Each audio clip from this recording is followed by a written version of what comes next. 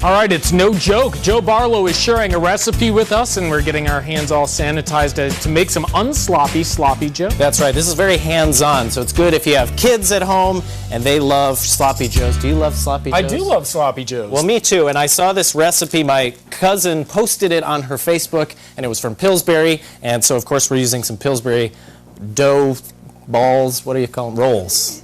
You're asking the wrong guy, but you know, that's okay. Where's Heather when you need her? Right, exactly. But so basically what we have over here is our meat dish that we've been making. First, you brown your ground beef as you would, making sure, of course, that the health department approves of how thoroughly the beef is cooked. We'll get them and get their meat thermometers. Yeah, and so brown that, and then you are supposed to drain the fluids after it's browned. It looks like there's, what are these, peppers? That was, okay, yeah, that was just, I bought a can of standard sloppy joe sauce and poured that in, and then I'm going to ask you to come over here and do some work.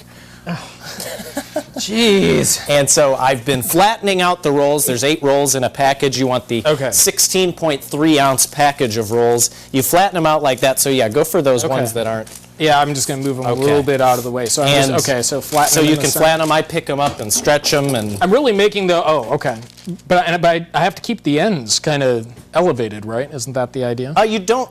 I don't know if that's a prerequisite. Well, you just happen to do it with these. I happen to do that. I think that's maybe easier. But yeah, what you're aiming for is about 6-inch circles, because this is where the unsloppy part comes in. I'm going to start spooning out our meat mixture. Okay. And you're probably, I made these yesterday, and you're probably going to have some leftover meat after you put it in, because you don't want them to overflow, or else they're sloppy joes, right? So, the secret to unsloppy sloppy joes is not making them sloppy. Right. If you put too much meat, you're asking for it, Matt. Then I can't be held responsible when you stain your pants. You can't condone such messes. Exactly. So how are you finding that? The risk there with stretching out our rolls is that you don't want them too thin, because again, you might develop a hole, resulting in sloppy joes. Yeah, well, and God forbid. Okay,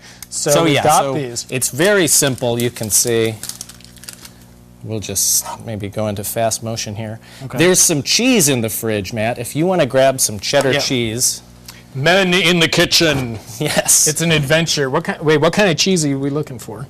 It should be in a plastic bag there, yes. You can sense how much time I spend in the kitchen.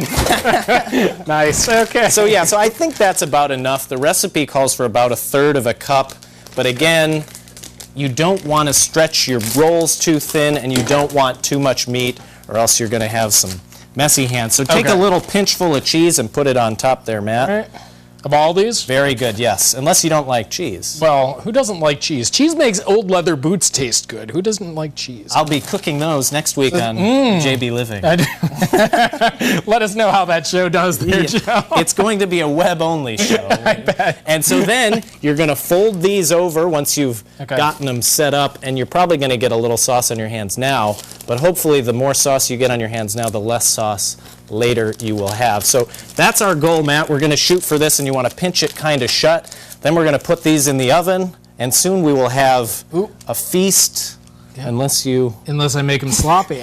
See, now I'm paranoid. Don't worry, it's okay. They stretch, though. You can stretch them to make them. Right. Okay. So yeah, we'll put these in the oven, and then later in the show, you and I, we're going to be feasting.